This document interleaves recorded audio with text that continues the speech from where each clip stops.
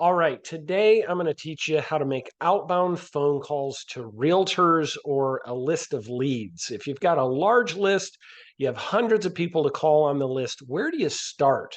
Okay, I'm going to give you a couple of rules to start with right off the bat. You can't call 500 people at the same time, so don't even try. But what you can do is you can start with the rule of five people to call. So what do I mean by this? You got a list of 500, start with the first, second, third, fourth, and fifth names on the list. And this is where you start. You don't just call through the entire 500 consecutively. You start with five, okay? And what you're going to do is you're going to call the first one. You're going to let it ring. If it goes to voicemail, don't leave a voicemail. Rule number one, don't ever leave a voicemail, ever. Okay. You get to the second one, you call. If it goes to voicemail, don't leave a voicemail. You don't leave a voicemail ever. Why do you not leave a voicemail? Well, because nobody listens to voicemails. Go look in your phone. I bet there's a whole bunch of voicemails you've never listened to. It's in everybody's phone that way. But what people do is they screen out calls from people whose number they don't know. So you get to the second one, you don't leave a voicemail. The third one, you don't leave a voicemail. Fourth one, you don't leave a voicemail. Fifth one, you don't leave a voicemail. Then you go back to the first number and you call it again. It's only been about a minute and a half, 2 minutes. The first time you called, they were screening your call out because they don't know your number, right? So they screened your call out. What happens when you call a second time 2 minutes later? Hmm. What happens when you get a phone call from a number you didn't recognize and the first time you didn't answer it and 2 minutes later you get a call again? Well, if you're a mother of children that are young, you might be thinking, this might be regarding my children. Maybe I should answer this call. If you're, anybody with a normal life, you're probably getting a little bit curious on this second phone call and you may think, it could be something important. Maybe I should pick up.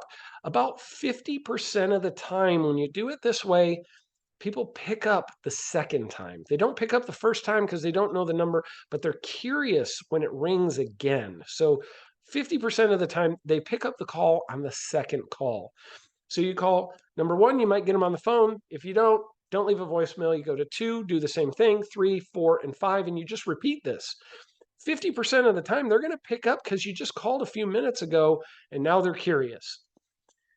If they don't answer the second time, what do you do? Go back to number one, call it again a third time. Most people at this point, their curiosity is so strong or they're worried about that this might be something very important, maybe an emergency. They don't really know what it is, and they are going to answer on the third ring about 80% of the time. So you go one, two, three, four, five, no voicemails. One, two, three, four, five. You'll usually get a couple of them pick up, and then one, two, three, four, five, or whichever ones didn't answer on the second time, you call through that list of five again until you've called all of them three times or they've answered at this point. Then what do? You go to 6 through 10 and you rinse and repeat the same process that you just did. That's it. That's how simple it is. You go one, two, three, four, five at a time. The other thing that I would just say to you is this is like anything you do in life. If you can get disciplined at it and you can get consistent at it, you will get consistent results. I go to the gym at 4:45 every day. I go work out in the morning and I keep track of how much weight I lifted on each exercise.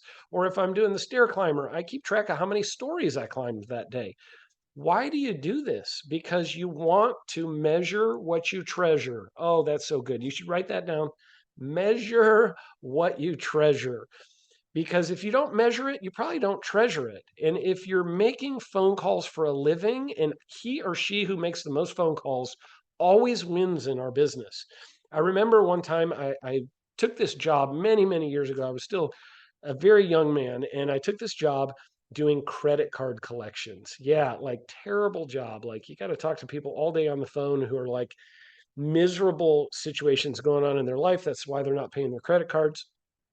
And when I started that job, I went directly to my manager and I said, "Who is the number one collector in the company? Who collects more money than anybody else?"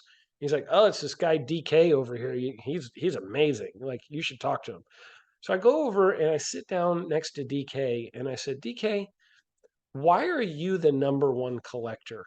And he goes, oh my God, I've been working here for years. Nobody's ever asked me that question before. And I was like, well, I want to know. And he's like, it's easy. I just make more phone calls than anybody else. It's not that hard. It's just math. Like you make more phone calls, you get more people on the phone, you collect more money. And I don't let any time go in between one phone call and another. A lot of people, they make one phone call, they get off the call and they're like, ooh, I collected a little bit of money. And they take like a 10-minute break or a 15-minute break. They don't make the next phone call. And he said, when I hang up, I'm immediately dialing the next phone number immediately. And that's how you have to approach what we do.